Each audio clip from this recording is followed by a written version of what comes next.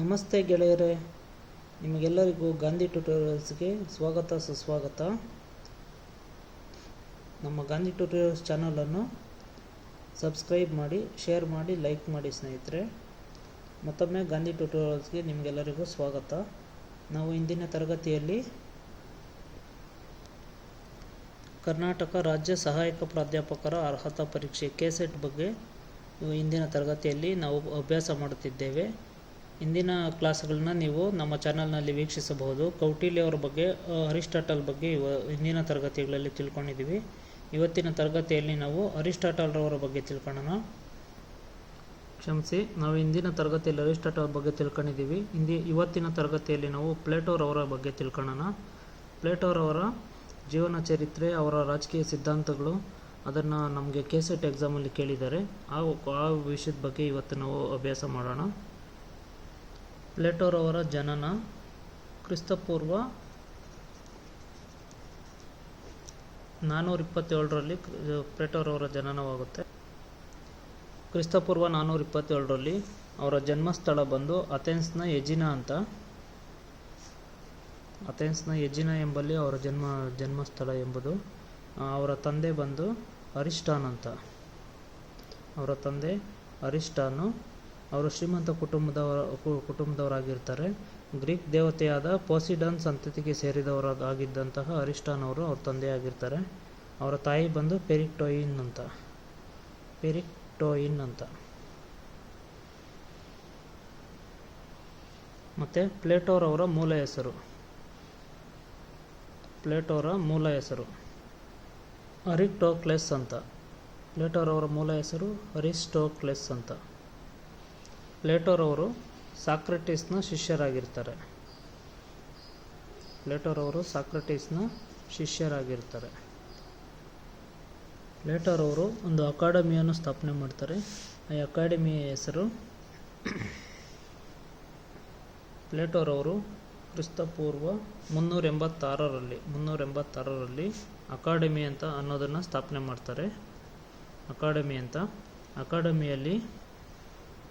ಅಕಾಡೆಮಿಯಲ್ಲಿ ತತ್ವಜ್ಞಾನ,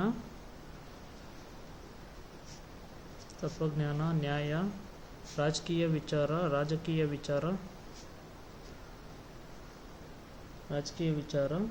ಕಾನೂನು,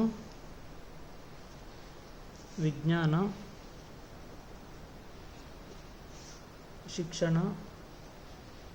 ಶಿಕ್ಷಣ ತತ್ವಜ್ಞಾನಗಳ ಬಗ್ಗೆ ಕುರಿತು ಚರ್ಚೆಯನ್ನು ಮಾಡಲಾಗಿ ವಿಷಯಗಳನ್ನು ಅಭ್ಯಾಸ ಮಾಡ್ತಾ ಇರ್ತಾರೆ. ಪ್ಲೇಟೋರವರ ನಿಧನ ಕ್ರಿಸ್ತಪೂರ್ವ 347.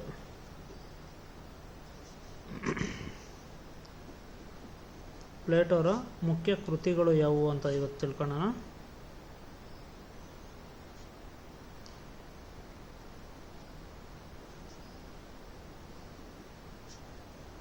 ದ ರಿಪಬ್ಲಿಕ್ ಅನ್ನೋದು ಪ್ಲೇಟೋರವರ ಮೊದಲನೇ ಕೃತಿ. ರಿಪಬ್ಲಿಕ್ ಕೃತಿಯಲ್ಲಿ ಅವರು 40ನೇ ವಯಸ್ಸಲ್ಲಿದ್ದಾಗ ರಿಪಬ್ಲಿಕ್ ಕೃತಿಯನ್ನು ಬರೀತಾರೆ.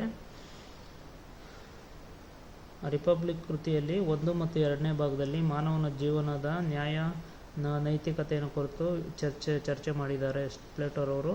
ಅವರ ರಿಪಬ್ಲಿಕ್ ಕೃತಿಯ 2, 3 ಮತ್ತು 4ನೇ ಭಾಗದಲ್ಲಿ ರಾಜ್ಯ, ಶಿಕ್ಷಣ ವ್ಯವಸ್ಥೆ, ವಿಚಾರ, ಉತ್ಸಾಹ ಮತ್ತು ಭೋಗ ಮುಂತಾದವುಗಳ ಬಗ್ಗೆ ವಿಚಾರ ಮಾಡಿದ್ದಾರೆ. 5, 6, 7ನೇ ಭಾಗದಲ್ಲಿ ಆದರ್ಶ ರಾಜ್ಯದ ಬಗ್ಗೆ ಪ್ರಸ್ತಾಪ ಮಾಡಿದ್ದಾರೆ. 8, 9ನೇ ಭಾಗದಲ್ಲಿ ರಾಜ್ಯ, ವ್ಯಕ್ತಿ ಬಗ್ಗೆ, 10ನೇ ಭಾಗದಲ್ಲಿ ತತ್ವಶಾಸ್ತ್ರ, ಕಲೆ ಇತ್ಯಾದಿಗಳ ಬಗ್ಗೆ ದ ರಿಪಬ್ಲಿಕ್ ಕೃತಿಯಲ್ಲಿ ವಿಚಾರ ಮಾಡಿದ್ದಾರೆ. 2ನೇ ಕೃತಿ ಬಂದು ದ ಸ್ಟೇಟ್ಸ್ಮನ್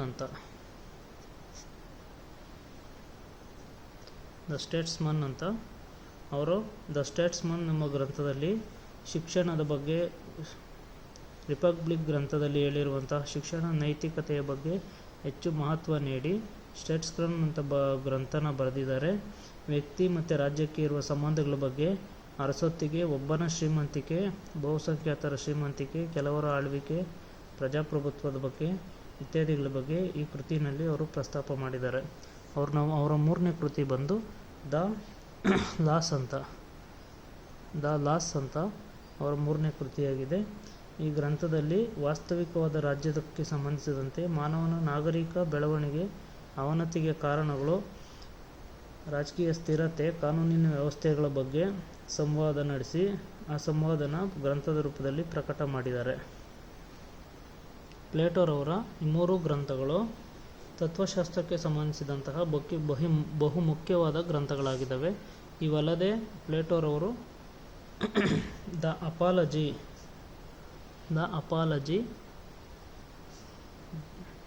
ಆಮೇಲೆ ದ ಮೆನೋ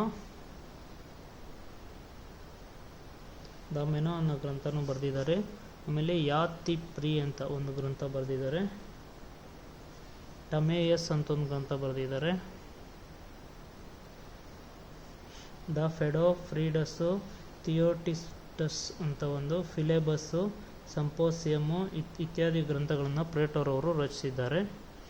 ಪ್ಲೇಟೋರವರ ನ್ಯಾಯ ಸಿದ್ಧಾಂತಗಳು ಅಂತ ಬರುತ್ತೆ ನೆಕ್ಸ್ಟ್ ಚಾಪ್ಟರು, ಅದ್ರ ಬಗ್ಗೆ ಸ್ವಲ್ಪ ತಿಳ್ಕೊಳ್ಳೋಣ.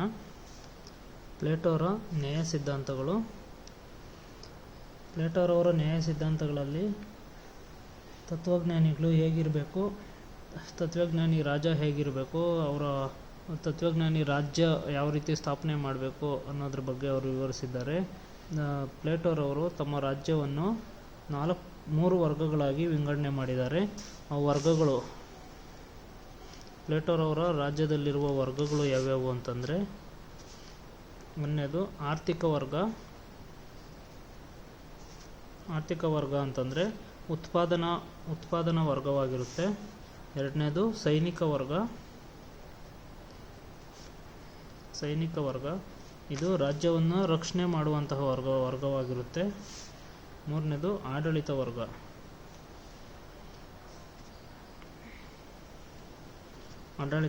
ನಿಸ್ವಾರ್ಥ ಸೇವೆ ಸಲ್ಲಿಸುತ್ತಾ ಆಕಾಂಕ್ಷೆಗಳ ಸ್ವಹಿತಾಸಕ್ತಿ ಇಲ್ಲದೆ ಅವರು ಆಡಳಿತ ನಡೆಸಬೇಕು. ಆಡಳಿತದ ಕಾರ್ಯಗಳ ಬಗ್ಗೆ ದಕ್ಷತೆಯಿಂದ ಕಾರ್ಯಗಳನ್ನು ನಿರ್ವಹಿಸಬೇಕು.